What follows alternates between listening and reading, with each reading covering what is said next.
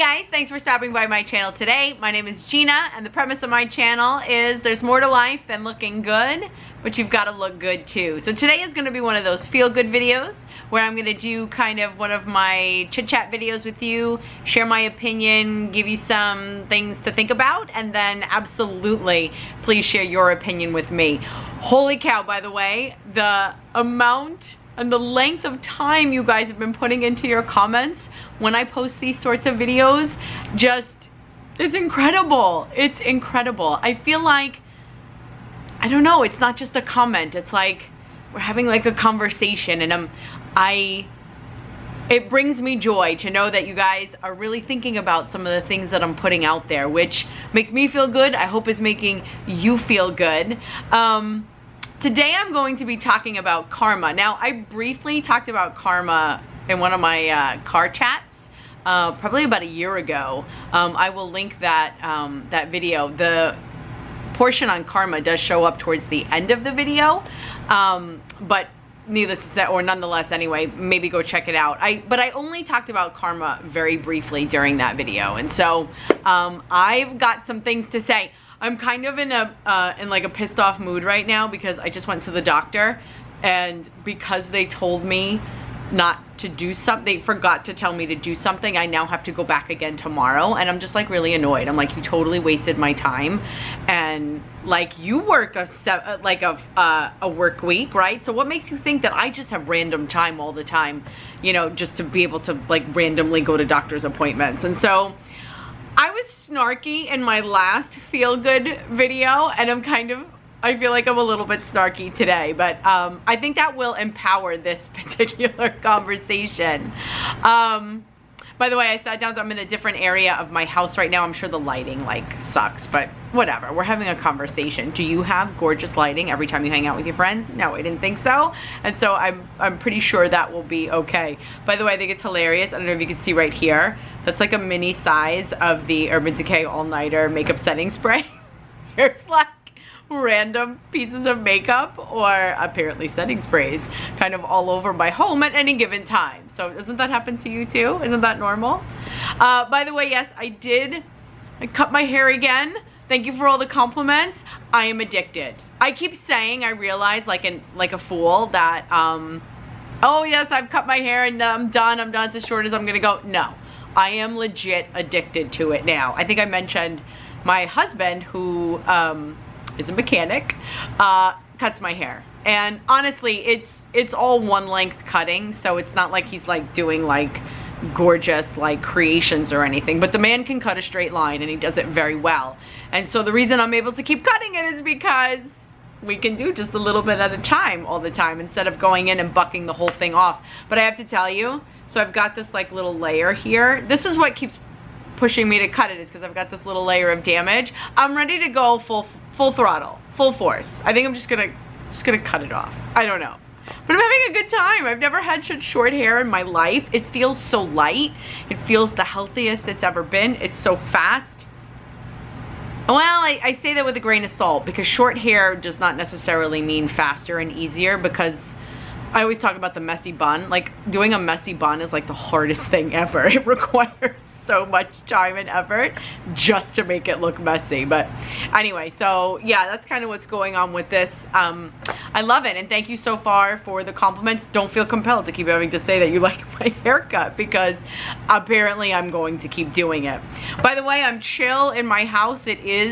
I get half a day off. Today's Monday, and hence the reason I was able to go to the doctor now and waste my time today, and so now I'm going to have to do it again tomorrow. But I'm pretty chill in my house. I'm just kind of wearing kind of like a tank top tunic and a pair of leggings. I'm almost positive my bra straps are going to start showing before the end of this video, because that's kind of classic with this particular shirt and indicative of kind of the way my life is. I try to look classy and put together all the time. Come the end of the day, I'm like a disheveled mess, and so that could possibly happen by the end of this video too. I just got up for a second so that I could cut out the AC. I didn't even realize it was on, and so if that intro was kind of noisy, that should be gone right now. So, okay, so the reason I wanted to talk about karma was because I had a specific situation occur, and it kind of It kind of threw me for a loop. There's a couple of quotes about karma first that I want to share. Instead of have a nice day, I think I'll just start saying, have the day that you deserve, and I'll let karma sort that shit out. How funny is that? The other one that I really, really liked about karma was, I hope karma slaps you in the face before I do. That's classic. Okay, so I have always been a firm believer in karma. I think I value karma for so many reasons. Karma is where, you know, basically you have this kind of pervasive belief that other people are going to get what they deserve. You know, kind of what you put out there is what you get back.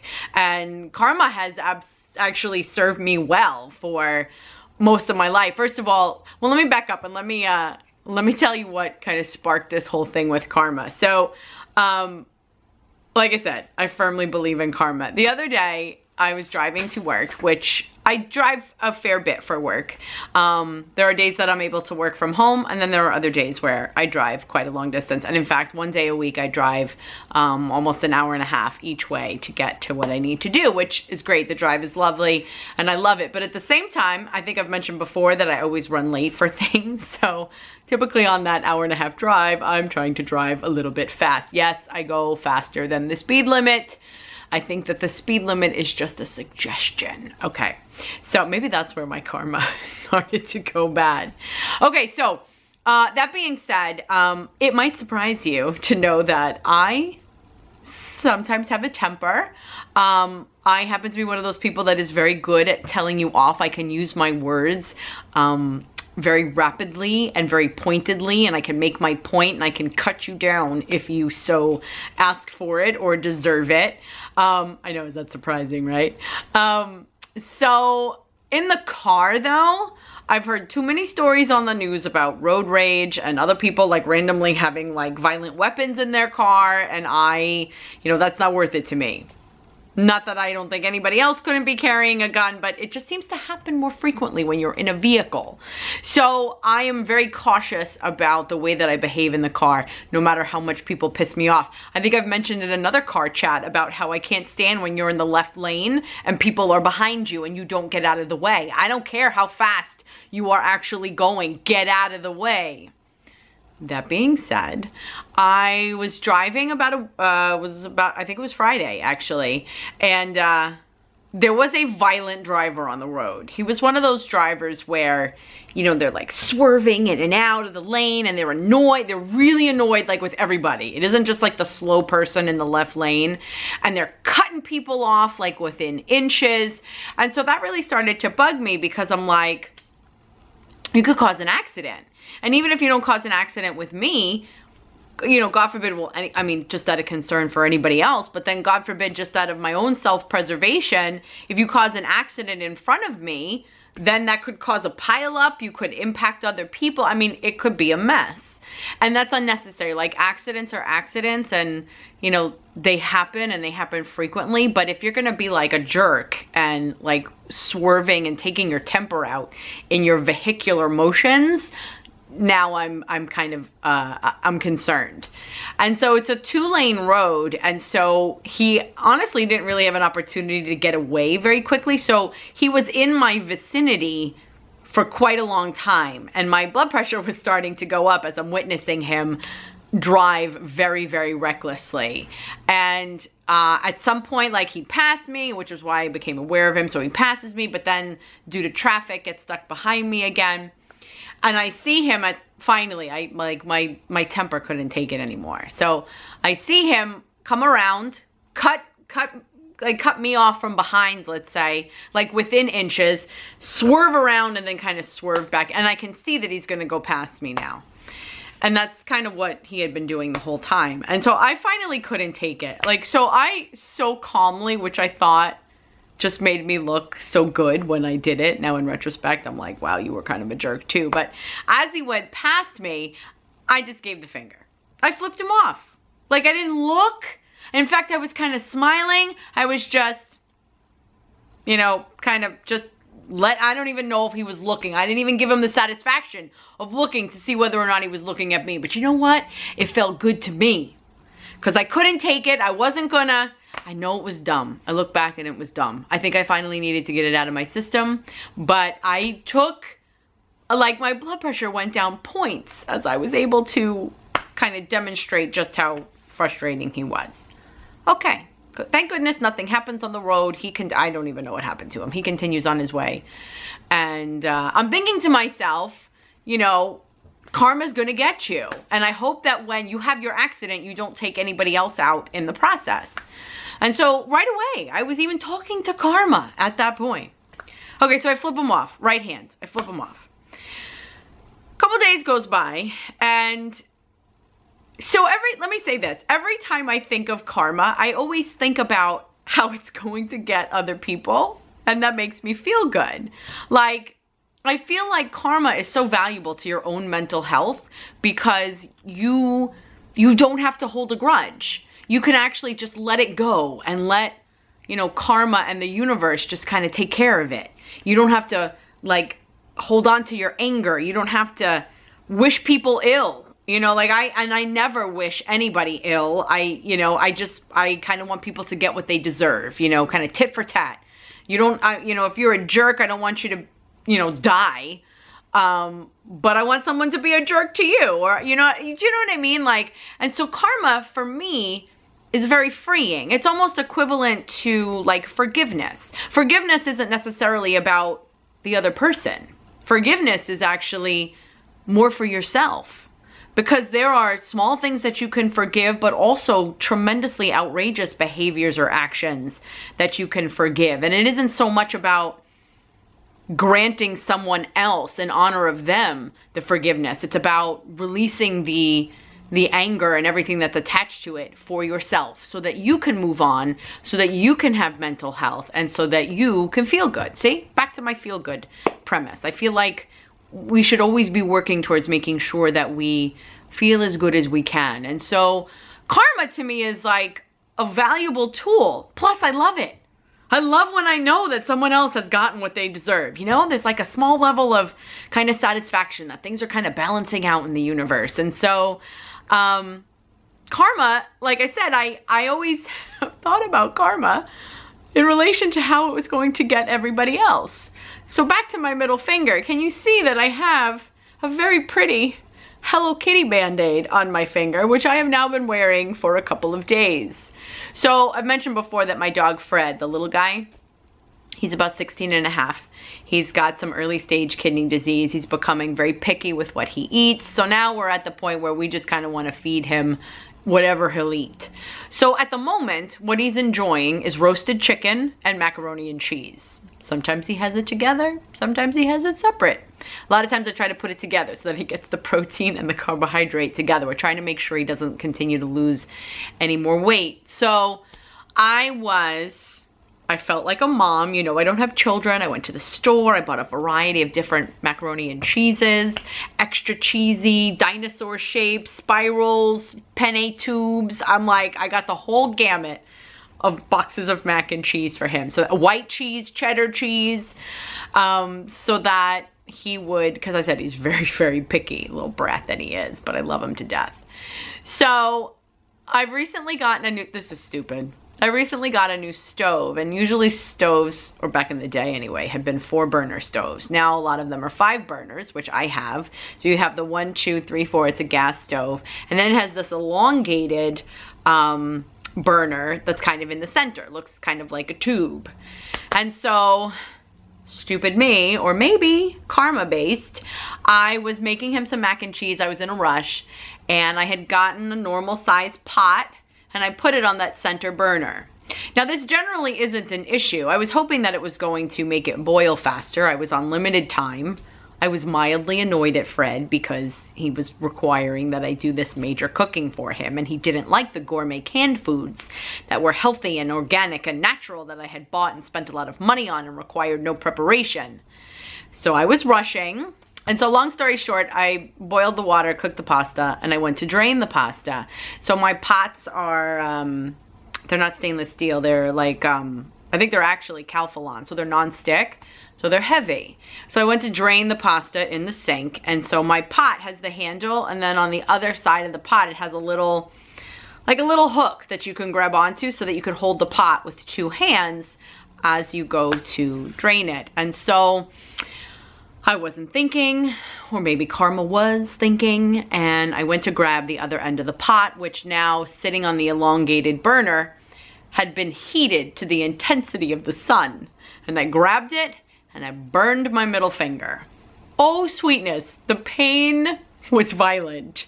You know, like, you know, sometimes like when you touch something that's hot or cold, like you can't tell whether it's hot or cold. Like it took my brain a second or few to realize that what I was holding was really, really hot, because it didn't make sense to me. I had done that 100 times before. Yet on this day, I chose to put the pot, which was only this wide, on the burner, which was this wide. And so I burned my finger. Minor blister. And I have to tell you too, the first thing I thought was, I'm like, I have a nail appointment in a couple of days. I can't have a wound going into my nail appointment. Oh my gosh, it was a comedy of errors. And then later that night, the pain like came in like waves. Like this was significant. This was like, this wasn't just, ow, I touched something with my skin, it was hot. This was a big deal. And I remember thinking to myself, I was like, no. But I just thought, because I was walking around like this with my hand under cold water. And so it reminded me of how I had flipped off that guy on the road. And I was like, no. Karma is for getting other people. Karma is for my own mental health. And I was like, no. Okay, I'm not even making this story up. The blister, I took care of it. It didn't break. I made sure, because I got to go to my nail appointment in a couple days. I'm so shallow. So a couple days later, I'm getting ready in my bathroom. In my bathroom, I have a couple little trinket trays and stuff where I keep some of my costume jewelry and whatever. And so on the counter, I see something that's glistening. I'm just getting ready, drying my hair. Of course, I'm late, I'm sure, for work. So I'm kind of rushing. I'm a little distracted. And I noticed something glistening on the countertop. Now, in the past, I have, you know, you lick your finger and then you go to pick up something that's really tiny. If any of you are crafty, you would know what I'm talking about.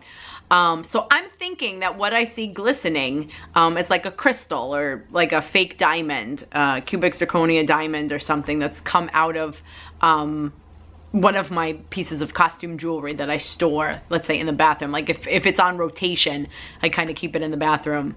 And so I licked my finger and I went to pick it up. So you have to push on it just a little bit, right? Because I've got jewelry glue, so I could, you know, fix whatever, lost a crystal or whatever.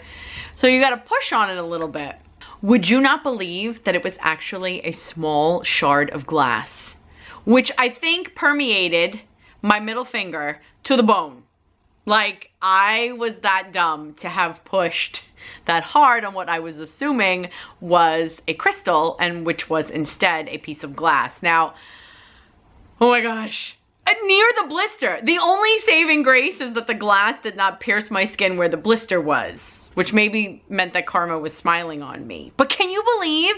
2 wounds on one finger. Too dramatic. We had fire and we had glass.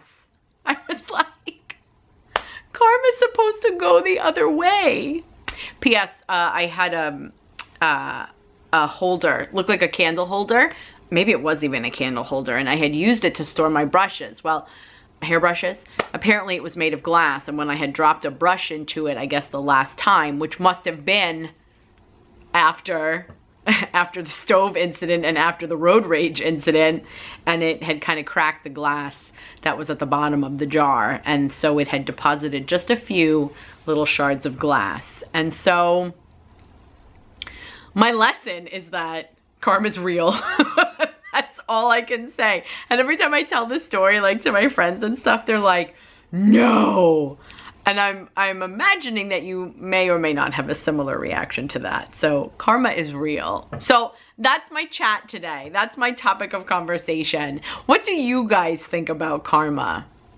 All joking aside, karma, it's easy to, you know, blow someone off when it's a minor thing. I had run a business for many years, my husband and I both, and we had been severely wronged by a fellow competitor. And it required, ultimately, we came out on top. and we kind of, let's say, avenged the situation in a normal way, like through appropriate means. But it took a lot of time, took a lot of energy, you know, took a lot of money in just that we weren't working. Anytime we were focusing on, let's say, clearing ourselves from the accusations, that was time we were not spent working and focusing on our customers. And so it was a very trying time. And like I said, we ultimately came out on top, whatever that means. But, you know, we corrected the situation. And I remember at that time thinking, I'm like, you know what? I'm just going to let this go and the karma's going to get you. And wouldn't you know it, it was 4 years later that that competitor went down. They got exactly what was coming to them. They had done some other bad stuff and finally had been caught, and they were, you know, in trouble for that. I won't go into details, but I remember even thinking at that time, wow, you know, it was such a huge thing. I was initially bitter at the time, but to be able to say, let karma take care of it, was very freeing for me, which was great, because if you had told me that that other person was going to get, that other competitor, let's say, was going to get to exist for 4 years scot-free of any kind of repercussion, that might have been hard to swallow immediately following the initial incident. So, but then I think, but in the grand scheme of things, it wasn't that big a deal. But what about like the bigger stuff? Like, what if you're cheated on? What if someone hurts you or hurts a member of your family or friends? I mean, you can just, what if you're stolen from? And I don't mean like a couple $100. What if it's like your life savings and now suddenly you find it difficult to support yourself? Or, I mean, do you rely on, if you believe in karma, do you rely on karma only to a certain point? Or is it the thing that is ever more valuable because it will help you get through the even harder stuff? Because, you know, anybody can brush anything off and say, oh yeah, I'll let karma take care of it, when it's like a minor thing, like you stole my lunch or something, you know?